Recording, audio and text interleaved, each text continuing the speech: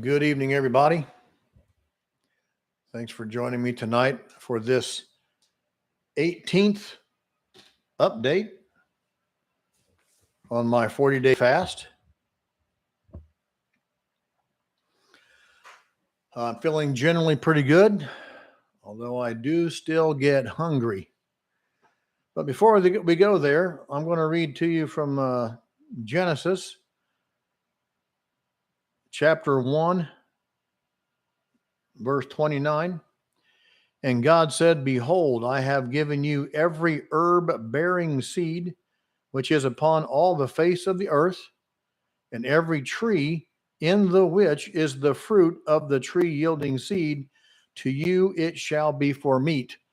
Now, we're going to be discussing another verse from later in Genesis that talks about that changing to animals. But when Adam and Eve were first created, their meat was fruit. As a matter of fact, that's typically called the meat of the fruit. Today's stats, I went down another 2 pounds between yesterday and today. My weight is now 246.6. Total for the week is 5.6 pounds. And the total for the fast is 25.6 pounds that I've lost. Adding that to the 6 pounds I lost the 2 weeks before, the total is 31.6 pounds. I would say I feel a lot better. I am in some ways feeling better, but in other ways, I could eat a cheeseburger. Blood pressure was 110/74, and my pulse was 85. I feel less hungry today generally, but I still have bouts of hunger pains. And they're just throughout the day, it seems like I'll periodically just feel really hungry. And this in spite of the fact that this friend of mine I talked about a couple of days ago said that after about 10 days, most people she knows don't feel hungry at all. As a matter of fact, I got information one time that when you start fasting, you wait until you're not hungry, and then when you get hungry again, that's when you're supposed to start eating. Well, I'm hungry the whole time. Apparently, it's a different effect for different people. I surprisingly had a bowel movement today with a significant amount of solid material in it. This tells me that even after not eating for 17 days, almost 18 days, my colon and my intestines are still being cleaned out. That makes me wonder just how much these colon cleanses you get really work. Because I haven't eaten in almost 18 full days, and I'm still having a bowel movement with things being cleaned out. I think one of the best things about this fast is knowing that when I'm finished and I do start ingesting food again, I will get more use of that food because more of it will be absorbed into my body. The more of your food that's absorbed into your body, the less you need to eat. Even a small intestine gets food impacted in it that slows or blocks absorption, and that blockage of the absorption is one of the reasons your body will store fat or store carbs and fat rather than processing it and digesting it. And that's also one of the reasons you eat more. If your body's not actually getting nutrients from the food, you're going to be hungry. You're going to want to eat more. So it's kind of a downward spiral once you get blocked up.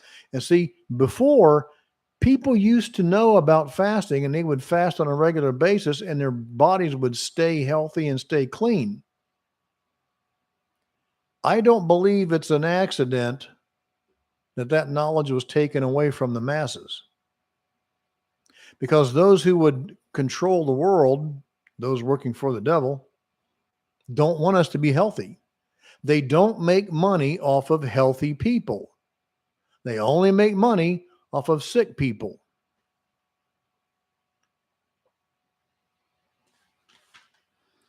So we need to take control of our own bodies.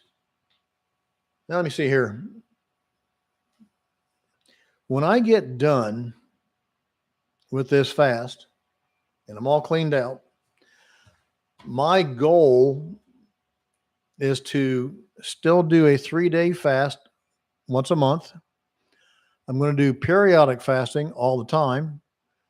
And I'll probably do a 10 or 12-day fast once a year. I think, as a matter of fact, a good time to do a 12-day fast would be December, the first 12 days of December, when everybody else is gorging themselves on cookies and pie and ice cream and stuffing. I will fast. As a matter of fact, I'll probably do some of that myself for Thanksgiving. And then I'll take a 12-day fast. And then I'll be prepared for when Christmas rolls around, because I like a good stuffing too. Well, my wife and I don't eat turkey for Thanksgiving or Christmas. We typically do a Chateaubriand. And that's quite nice.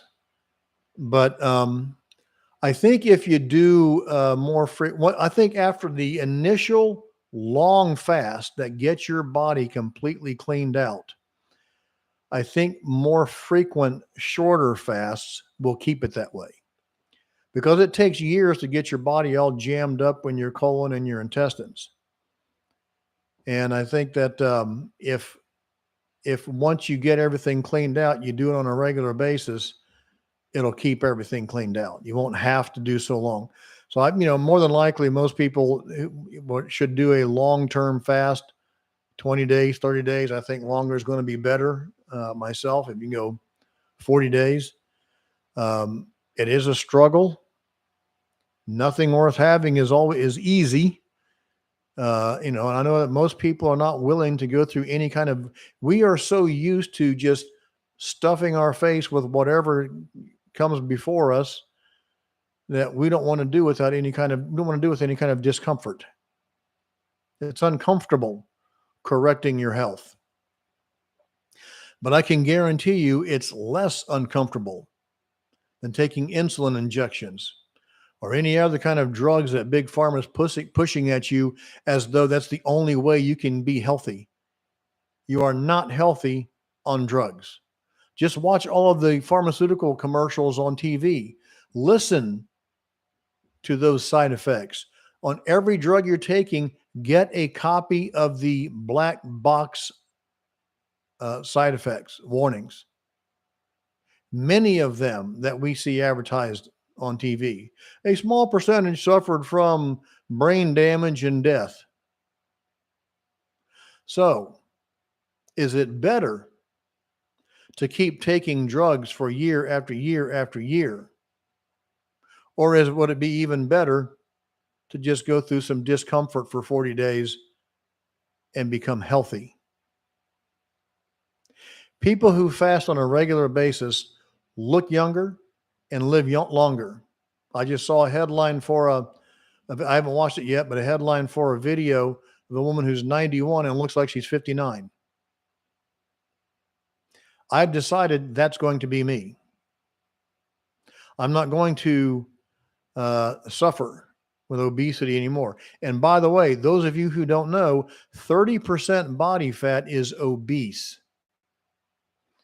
As a matter of fact, my body fat percentage today, that I noted, was 40.6%, I think it was. I forgot to write it down. Oh, I can find out real quick. That means I'm still 10% in the obese range. It was 40.6%. So I have another 40.7% to get below that 30% obese. That's clinically obese at 30%. How many of you are 30%? That makes you obese. You don't have to be 60%, 70% to be considered obese. At 30%, you are clinically obese. Well, I'm going to bring mine down to 10%. And when I creep back up to 15%, I'm going to go back down to 10%. And that's where I'm going to stay as long as I can. I might occasionally have a pan pizza, but that's going to be on a rare occasion. Usually, as it is now, I only eat the top off the pizza when I eat it. But anybody can take control. All you have to do is do it. It's a matter of making the decision and taking action. Prepare yourself for a couple of weeks before you take the fast, you do the fast, and then take that step.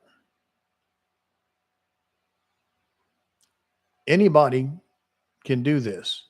I'm not more special than anybody. There's other people that have gone before me and done it. A friend of mine went 38 days. So if I can do it, you can do it. That's all I have for tonight. I thank you for joining me. I pray that God bless all of you with a great evening and a great day tomorrow. Take care.